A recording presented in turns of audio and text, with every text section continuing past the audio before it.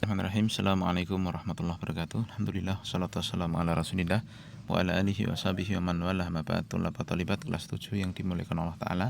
Kita sambung pelajaran kita sampai di pelajaran ke-10 dengan judul bab dilarang menyembelih binatang untuk Allah di tempat yang dipergunakan untuk menyembelih untuk selain Allah. Jadi maksudnya dilarang kita itu nyembelih binatang di tempat yang di situ dipakai untuk pemujaan orang-orang musyrikin, atau di tempat ibadahnya orang-orang musyrikin, atau di tempat ibadahnya orang-orang kafir, begitu. Paham ya? Nah, tujuan dari pembelajaran kita yang pertama, murid dapat mengenal kebusukan dan tipu daya orang-orang munafik. Lalu yang ketiga, murid dapat menyimpulkan tentang alasan larangan mengerjakan sholat di Masjid Diror.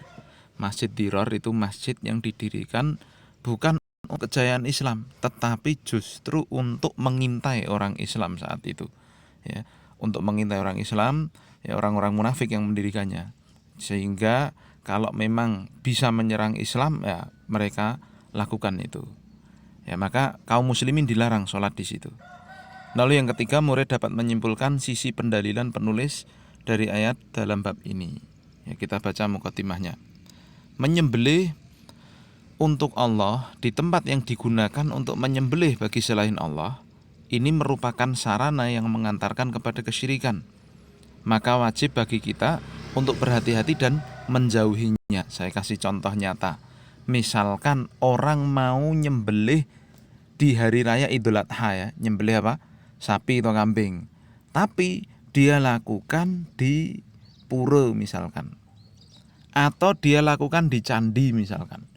Atau dia lakukan di gereja misalkan, atau bahkan dia lakukan di hadapan kuburan orang soleh. Ya, walaupun yang dia sembelih itu adalah sapi, kambing yang baik, ya kan, lalu di hari raya Idul Adha, tetapi itu tidak boleh.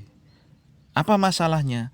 Karena tempat itu, tempat yang ia pakai untuk nyembelih itu sudah biasa dipakai untuk ibadah orang-orang non-Islam. Ya mereka kan pasti, ya, kalau pesta nyembelih apa, kasih sesajen, kasih apa, itu kan pasti dilakukan di tempat-tempat ibadah itu. Nah maka orang Islam tidak boleh melakukan seperti itu, nyembelih di tempat ibadahnya atau di tempat yang dipakai untuk nyembelih bagi selain Allah itu tidak boleh. Paham ya? Nah ya, ini wajib kita hindari perkara seperti ini, karena ini perkara yang sangat berbahaya, mengantarkan seseorang kepada kesyirikan. Paham ya? Nah Allah Subhanahu wa taala berfirman, ya, dalam hal ini la takum fihi abadan. Ya, jangan sholat di Masjid Diror selamanya. La masjidun ussisa alat taqwa. Sungguh masjid yang ussisa alat taqwa. Lihat, dibangun di atas ketakwaan pada Allah dan taatan pada Rasulnya Muhammad, ya. Masjid yang dibangun di atas ketakwaan kepada Allah dan Rasul, min awwali yaumin, di semenjak hari pertama, yaitu hari pertama kaum muslimin hijrah ke kota Madinah, ahaku antaku mafihi, lebih pantas untuk kamu sholat di situ. Fihi rijalun yuhibbuna an yatatoharu, di dalam masjid tersebut, ya, Masjid Quba yang dimaksud adalah masjid yang seharusnya dipakai untuk umat Islam, ya, bukan Masjid Diror, kan begitu. Jadi Masjid Diror itu diriwayatkan dekat dengan Masjid Quba itu. Nah, Nabi di sini dilarang, jangan sampai kamu sholat di Masjid Diror selamanya. Ya, Masjid Quba, masjid yang dibangun di atas ketakwaan di hari pertama hijrah, itu lebih baik kamu sholat di situ, wahai Nabi Muhammad, begitu. Ya, fihi, di masjid tersebut, di Masjid Quba itu ada para laki-laki, ada para orang-orang yang mencintai untuk menyucikan diri mereka. Wallahu yuhibbul mutahhirin. Dan Allah mencintai orang-orang yang mensucikan diri dari najis maknawi dan dari najis fisik. Najis maknawi itu maksudnya kesyirikan, ya, najis secara makna, kejelekan secara makna, kesyirikan, bid'ah, khurafat dan sebagainya. Najis secara fisik ya yang kelihatan, ya, misalkan kotoran anjing, ya, air liurnya anjing dan sebagainya, ya. Nah, jadi di sini begini, kalau mau lebih jelasnya, di sini ada dua masjid yang diceritakan. Yang pertama Masjid Quba. Masjid Quba, ya. Ya, Masjid Quba. Di video saya ada tuh. Saya upload Masjid Kuba, kalau mau lihat dicari aja di bawahnya. Nah, satu lagi ada masjid namanya dijuluki oleh Rasul, namanya Masjid Diror. Ya, dijuluki oleh Allah juga ini. Nah, Masjid Kuba ini dibangun oleh orang-orang Islam, oleh para sahabat. Kapan? Ketika awal kali hijrah. Ya, jadi sebelum masuk kota Madinah, ini jaraknya dekat nih dengan Madinah. Para sahabat bangun masjid di situ, namanya Masjid Kuba. Nah, yang satu lagi ini bangunannya orang-orang munafikin. Mereka juga bikin masjid. Nah, tadi yang saya ceritakan di awal, ini dibangun justru untuk mengintai kaum muslimin yang sering berkumpul memang di Masjid Kuba dan Masjid Nabawi nantinya. Mereka nyusun strategi di sini. Kalau kira-kira apa yang bisa merugikan Islam, mereka lakukan. Itulah perbuatannya orang munafikin. Nah, Nabi dan kaum muslimin saat itu dilarang keras oleh Allah untuk sholat di Masjid Diror. Dan Allah memerintahkan Nabi dan para sahabat lebih baik sholat di Masjid Kuba. Paham ya? Ya. Nah, apa kaitannya dengan menyembelih dengan selain Allah ya? Nah, nanti ini di sini akan kita baca. Ya, kita langsung saja masuk ke pokok pembelajarannya. Yang pertama, jeleknya orang-orang munafik dan tipu daya mereka. Lihat, sekelompok orang munafik membangun Masjid Diror dengan menyatakan bahwa masjid tersebut dibangun untuk kaum muslimin yang lemah, kata mereka, untuk melindunginya dari panas, hujan, serta dingin, katanya. Tapi hakikatnya berbeda dengan yang dinyatakan. Ya, sesungguhnya mereka membangun masjid tersebut untuk menghancurkan Masjid Kuba dan memecah belah penduduknya serta melakukan kekufuran terhadap Allah dan Rasulnya. Nah, suatu ketika mereka minta kepada Rasul untuk sholat di Masjid Diror, masjid yang mereka bangun itu. Ya, ingat ya, tadi ada Masjid Kuba, ada Masjid Diror kan. Nah, Rasul diminta untuk sholat di Masjid Diror itu. Nah, saat itu Rasul tidak mengetahui niat jelek mereka sampai turun ayat di atas ya, mengenai ya, Allah menjelaskan tentang Masjid Diror tersebut yang Nabi akhirnya dilarang ya untuk sholat di situ. Nah, akhirnya bagaimana? Maka Nabi pun mengutus sebagian sahabat untuk menghancurkan dan membakar masjid tersebut. Ya, jadi akhirnya Masjid Diror itu dihukumi ya dengan dibakar oleh Nabi Shallallahu Alaihi Wasallam, dihancurkan karena memang ya Allah sendiri yang mengatakan bahwa itu masjid dibangun bukan di atas ketakwaan. Ya, masjid yang justru diror itu membahayakan kaum muslimin. Ya.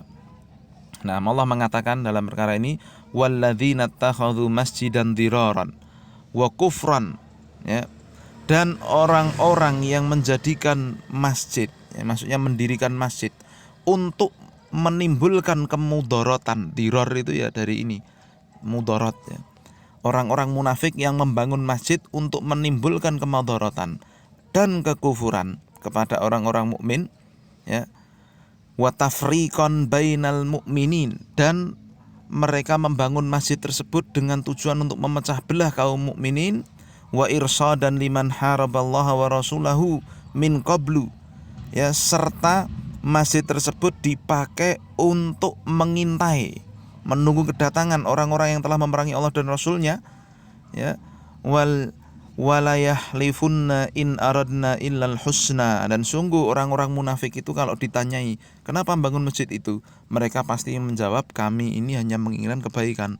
Wallahu yashhadu innahum lakadzibun, dan sungguh Allah mempersaksikan bahwa orang-orang munafik itu adalah para pendusta, ya. Jadi ini Allah tegas mengatakan bahwa mereka itu membangun masjid itu justru untuk memudaratkan kaum muslimin dan memecah belah kaum muslimin. Maka di akhirnya ya Nabi SAW ya memerintah para sahabat untuk menghancurkan masjid tersebut. Paham ya? Dan yang sampai sekarang ada adalah Masjid Kuba. Baik. Kemudian maksiat berpengaruh terhadap tanah. Nah, ini dia. Ya. Poin pembelajaran yang kedua. Allah melarang Rasulnya, yaitu Nabi Muhammad, mengerjakan sholat di atas Masjid Diror, karena masjid tersebut dibangun di atas kemaksiatan dan kekufuran terhadap Allah. Hal ini menunjukkan bahwa satu tempat yang dipersiapkan untuk menentang Allah dan Rasulnya, ini tolong kasih garis bawah ya, nah, maka tidak boleh dikerjakan sholat di situ. Nih sampai sini. Lihat, satu tempat yang dipersiapkan untuk menentang Allah dan Rasulnya, maka tidak boleh sholat di situ. Paham ya? Demikian pula seandainya seorang muslim ingin menyembelih di tempat yang disembelih padanya untuk selain Allah, maka hal itu dilarang karena adanya tasyabuh dengan kaum musyrikin. Saya kasih contoh dengan kenyataan ya. Ada gereja misalkan. Gereja itu dipakai untuk apa? Dipakai untuk nyembah Nabi Isa kan katanya, kata orang-orang Kristen Yesus misalkan. Nah, paham? Ya, berarti kan itu menentang Allah dan Rasul Nabi Muhammad SAW. Ya. Kenapa? Karena Allah itu menyuruh menyembah Allah semata dan menjauhi segala sesembahan selain Allah. Ya kan? Bahkan Nabi Isa sendiri menyatakan berlepas diri dari keyakinan tersebut. Nabi Isa itu menyuruh manusia nyembah Allah. Nah, kalau ada orang nyembah selain Allah di tempat tersebut, ya, terus kemudian ada orang sholat di gereja, nah ini kan berarti dilarang, paham? Dia kok kemudian sholat di tempat yang di situ disembah selain Allah, ini dilarang. Maka demikian pula ibadah-ibadah yang lain ya dilarang. Dia mau baca Quran di situ ya tidak boleh. Dia mau nyembelih Idul Adha di gereja ya tidak boleh, paham itu? Ya, karena di situ, di tempat itu dipakai untuk ya, atau disiapkan untuk menjadi tempat berkumpulnya orang-orang yang maksiat, yang menentang Allah Subhanahu wa taala dan Nabi Muhammad. Jelas ya. Ya demikian pula di tempat yang lain, di candi misalkan. Candi itu kan tempat ibadahnya orang Hindu. Ya silahkan lakum dinukum waliyadin. Ya tadi yang saya ceritakan gereja tadi, ya silahkan lakum dinukum waliyadin. Mau ngapain ya, agama mereka udah begitu. Kita orang Islam tidak boleh kemudian datang ke candi, ya sholat di situ, nyembelih Idul Adha di situ, itu tidak boleh. Ya, karena ini jelas sekali ya seperti yang Allah Subhanahu wa taala singgung dalam masjid diror. Jadi bayangkan orang munafik itu bangun masjid loh, bukan bangun gereja loh. Itu saja dilarang karena di situ memang ya, orang-orang munafik menentang Allah dan Rasulnya di situ. Itu saja dilarang, diperintah untuk diambruke malahan. Lah kok ada orang Islam malah nyembah Allah di gereja, ini tentunya tidak boleh. Paham ya? Nah, maka inilah ya yang sekarang mungkin baru ngetren karena memang ada orang-orang yang dinamakan dengan Islam Nusantara yang hakikatnya mereka wallahu taala alam ya mungkin dibayar oleh orang-orang Nasoro ya, orang-orang ya dari luar negeri lah ya untuk mengacaukan umat Islam di Indonesia. Ya, fatwanya aneh-aneh ya. Nah, dan sukanya kalau untuk urusan kaum muslimin mereka menghina. Tapi kalau untuk urusan orang-orang kafir, wah mereka sangat membela. Ya itulah ya di antara ciri-ciri kemunafikan. Nah, hati-hati kita dari sikap-sikap kemunafikan tersebut. Tapi kita pindah pokok pembelajaran yang ketiga. Pujian Allah terhadap Masjid Kuba dan penduduknya. Di ayat di atas ya kita bisa mengambil kesimpulan bahwa Allah memuji Masjid Kuba dan penduduknya. Seperti yang saya gambarkan tadi ada dua masjid kan yang dibahas di sini. Ya. Allah menganjurkan Nabi Muhammad SAW untuk mengerjakan sholat di Kuba yang dibangun di atas dasar ketakwaan sejak awal berdirinya dan disyariatkan untuk mengunjungi Masjid Kuba sebagaimana Nabi SAW mengunjungi dan mengerjakan sholat padanya setiap hari Sabtu. Ya alhamdulillah saya pernah ini ya sholat di Masjid Kuba pas hari Sabtu juga. Nah ya nanti semoga lah ya anak-anak kelas 7 suatu saat ya bisa sholat juga di sana ya sekalian umroh atau haji nanti insyaallah. Allah juga memuji penduduk Kuba karena mereka telah melakukan dua bentuk taharah sekaligus dan menjelaskan sebab mereka berhak untuk mendapatkan cintanya dari Allah, yaitu yang pertama taharah maknawi yang membersihkan batin dari kesyirikan dan kemunafikan.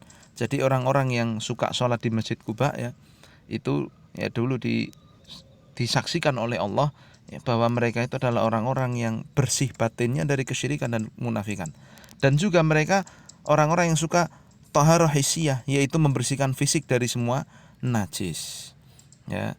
Nah, ayat tersebut juga menetapkan sifat cinta ya mahabbah pada diri Allah Subhanahu wa taala sesuai dengan keagungan dan kemuliaan Allah taala. Paham ya? Nah, ya, ini pelajaran kita dan evaluasinya tolong dikerjakan ya di buku sini ya. Kita akhiri subhanakallahumma bihamdika asyhadu an la ilaha illa anta astaghfiruka wa atubu ilaik. Assalamualaikum warahmatullahi wabarakatuh.